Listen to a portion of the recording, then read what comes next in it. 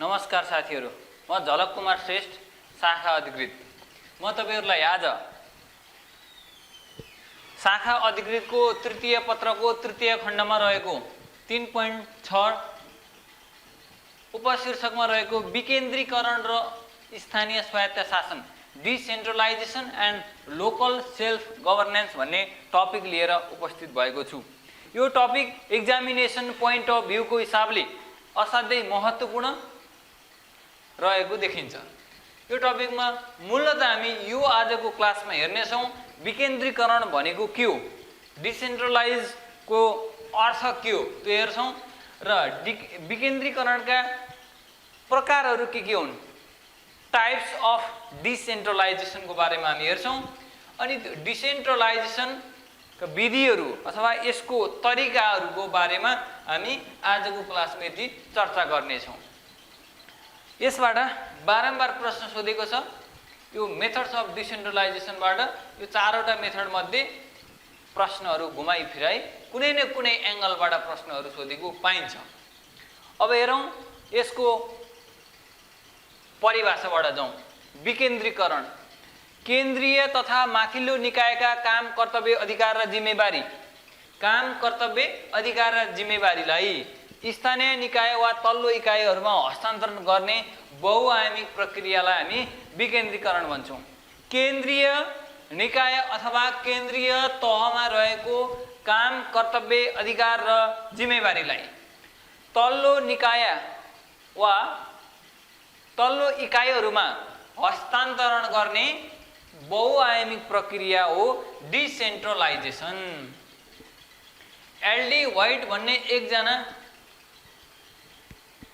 प्रशासनविदका अनुसार, एलडी व्हाइटका अनुसार यसले भनेको विकेन्द्रीकरणले सरकारको तल्लो निकायमा विधायिकी, न्यायिक र कार्यकारी अधिकार हस्तान्तरणको विषयलाई समेटेको हुन्छ भन्छ। विकेन्द्रीकरण भित्र विधायिकी अधिकार हस्तान्तरणको विषय, न्यायिक अधिकार हस्तान्तरणको विषय र कार्यकारी अधिकार हस्तान्तरणको विषयलाई समेटेको हुन्छ अरे।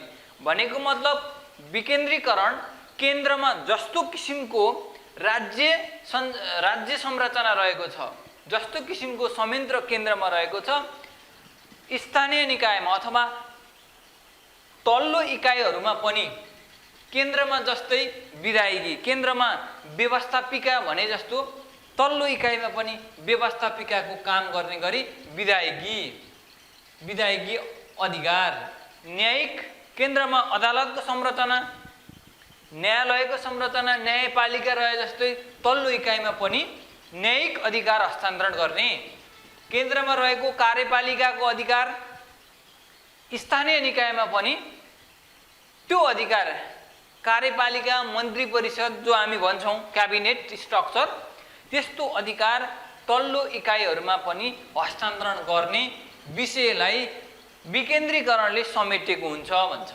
विकेन्द्रीकरणले केन्द्रको व्यवस्थापिका, कार्यपालिका र न्यायपालिकाको अवधारणालाई तल्लो इकाइहरूमा पनि कार्यान्वयन गर्ने विषय समेटेको हुन्छ भन्न खोजेको एलडी व्हाइटको अनुसार। यसबाट हामीले के बुझ्न सक्छौं भने विकेन्द्रीकरण भनेको केन्द्रमा रहेको काम कर्तव्य अधिकार र जिम्मेवारीलाई तल्लो निकाय वा तल्लो इकाइहरूमा हस्तान्तरण गर्ने एउटा प्रक्रिया हो। अब यसको प्रकारहरू हेरौं। विकेन्द्रीकरणको प्रकारहरू, विकेन्द्रीकरणको प्रकार मूलतः 4 प्रकारको छ। एउटा हो राजनीतिक विकेन्द्रीकरण, पोलिटिकल डिसेन्ट्रलाइजेसन। राजनीतिक विकेन्द्रीकरण भनेको जनप्रतिनिधिहरूले स्थानीय चाहना अनुसार नीति निर्माण, योजना तर्जुमा, राजस्व सङ्कलन लगायतका कार्यमा निर्णय गर्न पाउने अधिकारलाई बुझाउँछ।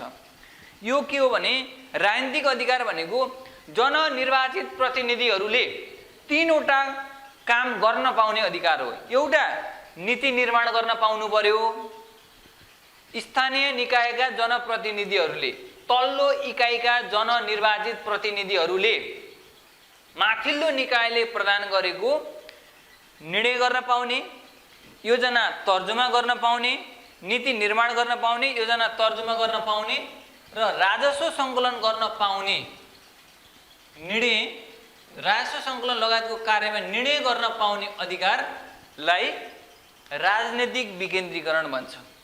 तीनटा कुराको निर्णय आफैले गर्न पाउने अधिकार पाउनु भनेको राजनीतिक विकेन्द्रीकरण हो। एउटा नीति निर्माण, अर्को योजना तर्जुमा, अर्को राजस्व सङ्कलन गर्न पाउने विषयमा निर्णय गर्न पाउने अधिकारलाई राजनीतिक विकेन्द्रीकरण भनिन्छ। राजनीतिक विकेन्द्रीकरण भनेको निर्णयको अधिकार प्राप्त गर्नु रहेछ। कसले? स्थानीय जननिर्वाचित प्रतिनिधिहरूले केन्द्रले दिएको अधिकार, राजनीतिक अधिकार प्रयोग गर्न पाउने विषयलाई राजनीतिक विकेन्द्रीकरण भनेको हो। त्यो भनेको तीनटा कुरामा निर्णय गर्न पाउने अधिकार हो। एउटा पोलिसी मेकिङमा, अर्को प्लान बनाउने कुरामा, योजना तर्जुमा गर्ने कुरामा, अर्को राजस्व सङ्कलन गर्न पाउने कुरामा निर्णय गर्न पाउने अधिकार राजनीतिक विकेन्द्रीकरण। अर्को प्रशासनिक विकेन्द्रीकरण। प्रशासनिक विकेन्द्रीकरण भनेको कर्मचारी तन्त्र र प्रशासन संयन्त्रको केन्द्रीय स्तरमा रहेको अधिकार र जिम्मेवारीलाई तल्लो निकायमा हस्तान्तरण गर्नु हो। ब्युरोक्रेसीमा रहेको, ब्युरोक्रेसी भनेको कर्मचारी तन्त्र हो। कर्मचारीहरूको पेशागत समूहलाई हामी संयन्त्रलाई, पेशागत जुन संयन्त्र छ कर्मचारी तन्त्र हामी त्यसलाई भन्छौँ। कर्मचारी तन्त्र र प्रशासन संयन्त्रको केन्द्रीय स्तरमा रहेको अधिकार र जिम्मेवारीलाई केन्द्रमा रहेको ब्युरोक्रेटिक राइट्स र रेस्पोन्सिबिलिटीलाई तल्लो निकायमा हस्तान्तरण गर्नु, त्यस्तो प्रक्रिया हो प्रशासनिक विकेन्द्रीकरण। अर्को वित्तीय विकेन्द्रीकरण भन्छ। जनताको सबैभन्दा नजिकको निकायलाई स्थानीय स्रोत साधनको पहिचान, परिचालन तथा व्यवस्थापनको अधिकार र जिम्मेवारी हस्तान्तरण गर्नु वित्तीय विकेन्द्रीकरण हो। जनताको सबैभन्दा नजिकको निकाय भनेको स्थानीय निकाय हो। स्थानीय निकायलाई स्थानीय स्रोत साधनको पहिचान, परिचालन तथा व्यवस्थापनको अधिकार र जिम्मेवारी हस्तान्तरण गर्नु हो। यो वित्तीय विकेन्द्रीकरणमा स्थानीय स्रोत साधनको पहिचान, परिचालन तथा व्यवस्थापनको अधिकार र जिम्मेवारी हस्तान्तरण गर्नु, यस अन्तर्गत यी कुराहरू पर्छन्।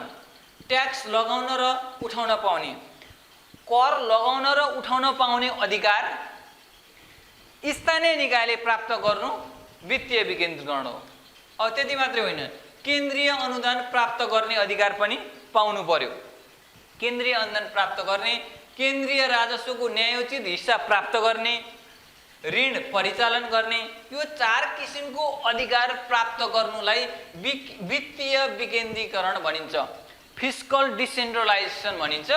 फिस्कल डिसेन्ट्रलाइजेसन भनेको चाहिँ के हो भने 4 किसिमको अधिकार प्राप्त गर्नु। एउटा हो कर लगाउन र उठाउन पाउने अधिकार, अर्को केन्द्रीय अनुदान प्राप्त गर्ने अधिकार, अर्को केन्द्रीय राजस्वको न्यायोचित हिस्सा प्राप्त गर्ने अधिकार, अर्को ऋण परिचालन गर्ने अधिकार। केन्द्रबाट जनताको नजिकको सरकारले त्यस्तो अधिकार प्राप्त गर्नु अथवा स्थानीय सरकारले त्यस्तो अधिकार प्राप्त गर्नु, यो वित्तीय विकेन्द्रीकरण हो। क्लियरै छ? राजनीतिक विकेन्द्रीकरण भनेको यो पोलिटिकल कुरा भयो। पोलिसी बनाउने कुरामा, योजना तर्जुमा गर्ने कुरामा, राजस्व सङ्कलन गर्ने कुरामा निर्णय गर्ने अधिकार राजनीतिक, निर्णयको अधिकार राजनीतिक विकेन्द्रीकरण भयो। प्रशासनिक विकेन्द्रीकरण भनेको प्रशासनिक अधिकार र जिम्मेवारी तल्लो निकायमा आउनु, प्रशासनिक विकेन्द्रीकरण भयो। वित्तीय विकेन्द्रीकरण भनेको पैसोसँग सम्बन्धित छ नि त। ट्याक्स लगाउन पाउने, उठाउन पाउने, केन्द्रीय अनुदान प्राप्त गर्ने, केन्द्रीय राजस्वको न्यायोचित हिस्सा प्राप्त गर्ने अनि ऋण परिचालन गर्ने, यस्तो अधिकार प्राप्त गर्नु, त्यो चाहिँ वित्तीय विकेन्द्रीकरण। अर्को बजार विकेन्द्रीकरण भनेको चाहिँ के हो? यो कस्तो हो? यो विकेन्द्रीकरण कस्तो टाइप हो भने बजार विकेन्द्रीकरण भनेको सरकारी निकायले गर्ने कार्यहरू बजारको प्रतिस्पर्धामा NGOs, private sector, civil society, public private partnership मार्फत सञ्चालन गर्न पाउनु बजार विकेन्द्रीकरण हो। सबै काम राज्यले मात्रै गर्न सम्भव छैन। सबै कार्यहरू सरकार एक्लैले गर्न सम्भव छैन। त्यसकारण बजारको प्रतिस्पर्धामा जनताहरूको लागि वस्तु तथा सेवाको वितरणमा NGO, private sector, civil society, public private partnership जस्ता विभिन्न एजेन्सी मार्फत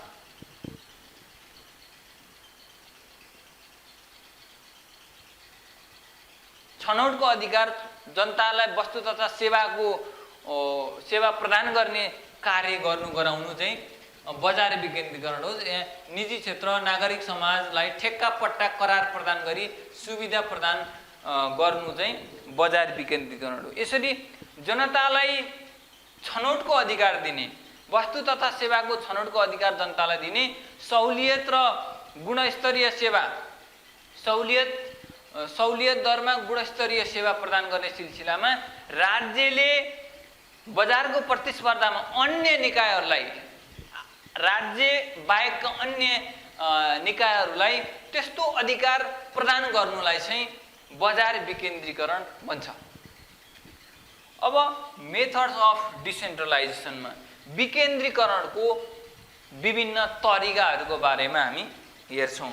विकेन्द्रीकरणको मुख्य तरिकामा हामी अधिकार स्थानान्तरण डिकन्सन्ट्रेसन, अधिकार प्रत्यायोजन डेलिगेसन, अधिकारको निक्षेपण डिभोल्युसन र बजार विकेन्द्रीकरण मार्केट डिसेन्ट्रलाइजेसनको विषयमा हामी हेर्छौँ। डिसेन्ट्रलाइजेसनको चारवटा प्रकार हामीले भर्खरै हेऱ्यौँ।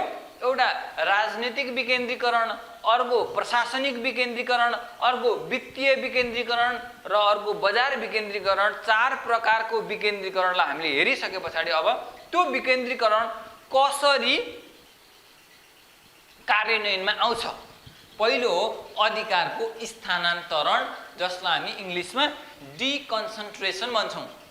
केन्द्रीय निकायमा रहेको केही शक्ति, अधिकार र कार्य जिम्मेवारीलाई मातहतका निकायमा हस्तान्तरण गर्नु भनेको तल्लो निकायहरूमा हस्तान्तरण गर्नु अधिकार स्थानान्तरण हो। शक्ति, अधिकार र कार्य जिम्मेवारीलाई मातहतको निकायमा हस्तान्तरण गर्नु चाहिँ अधिकारको स्थानान्तरण डिकन्सन्ट्रेसन भनिन्छ। केन्द्रले प्रदान गरेको अधिकार मात्र तल्लो निकायले प्रयोग गर्ने र केन्द्रद्वारा नियन्त्रित हुन्छ। केन्द्रले जुन अधिकार हस्तान्तरण गरेको हुन्छ तल्लो निकायले त्यो मात्रै अधिकार प्रयोग गर्न पाउँछ, त्योभन्दा बढी अधिकार प्रयोग गर्न पाउँदैन। केन्द्रद्वारा यो नियन्त्रित हुन्छ भनेको। अधिकार दिए पनि त्यसको नियन्त्रण गर्ने मुख्य जिम्मेवारी भनेको केन्द्रकै हुन्छ। त्यही भएर यो केन्द्रद्वारा नियन्त्रित हुन्छ। यो अधिकारको स्थानान्तरण भनेको यस्तो हो। अर्को, केन्द्रीय निकायले कार्यबोझ कम गर्न यस्तो अधिकार प्रयोग गर्छ।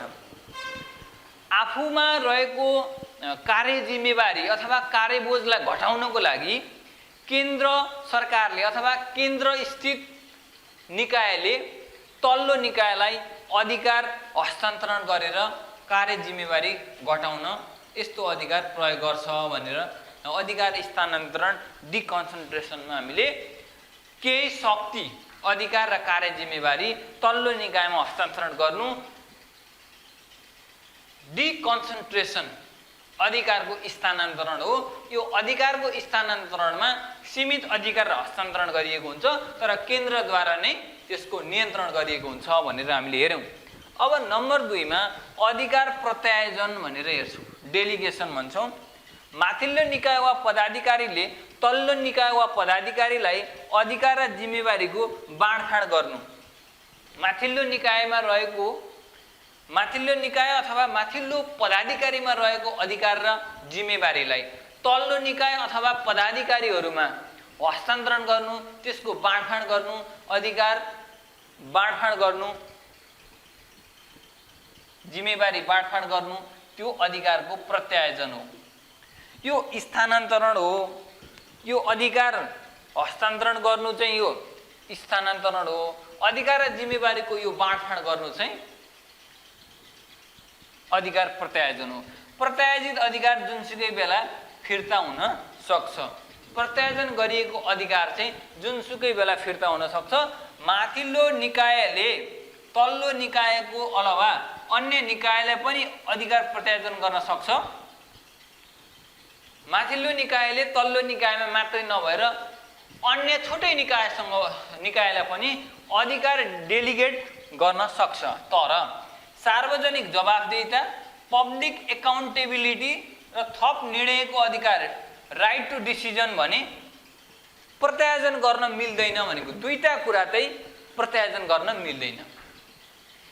केन्द्रमा रहेको निकाय अथवा माथिल्लो निकाय वा पदाधिकारीले तल्लो निकाय वा पदाधिकारीलाई अधिकार र कार्य जिम्मेवारीको बाँडफाँड गर्दाखेरि दुईटा कुरा चाहिँ प्रत्यायोजन गर्न मिल्दैन। अधिकार र जिम्मेवारी त बाँडफाँड गरिन्छ, सेयर गर्ने भयो, तल दिने भयो, तर सार्वजनिक जवाफदेहिता त्यसको अन्तिम जवाफ दिने दायित्व भने माथिल्लो निकाय वा पदाधिकारीमा रहने भएको हुनाले पब्लिक एकाउन्टेबिलिटी, सार्वजनिक जवाफदेहिता र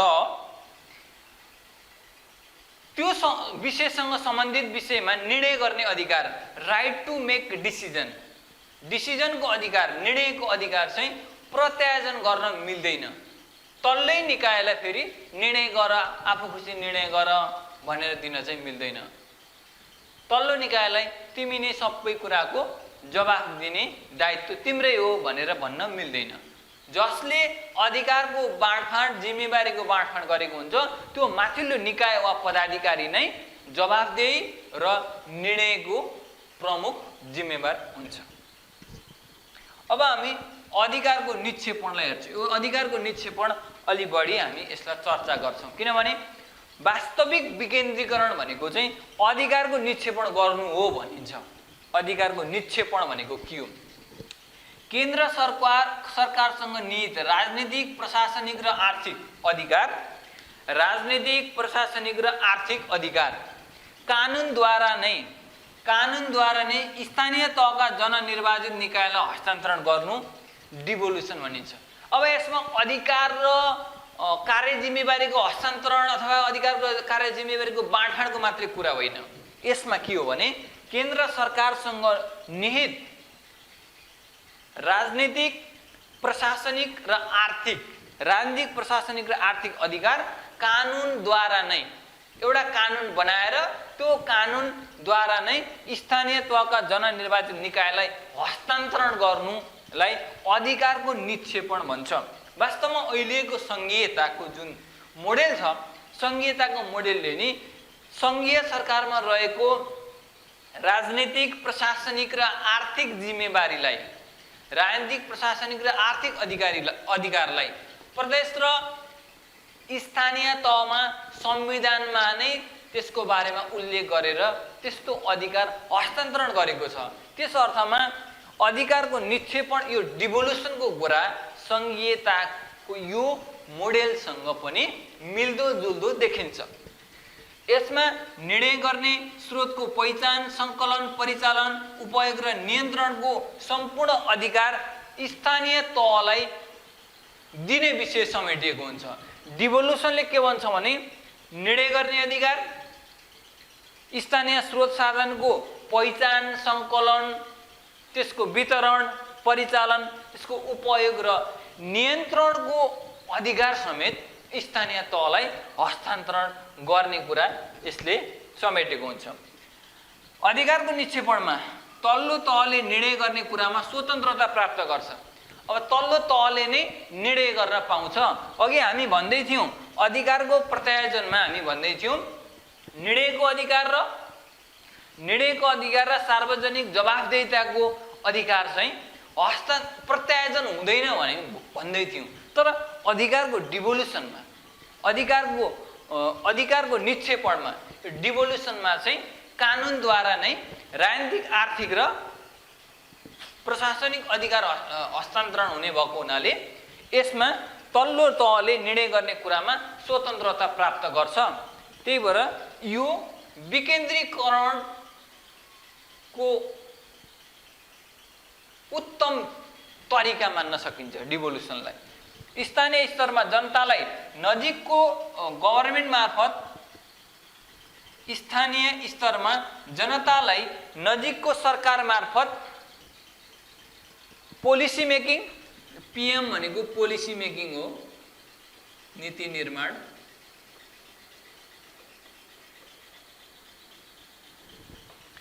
स्थानीय स्तरमा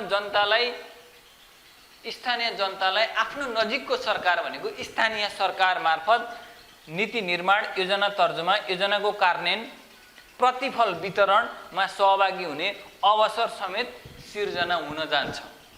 जनतालाई, स्थानीय जनतालाई अधिकारको निक्षेपण भएको खण्डमा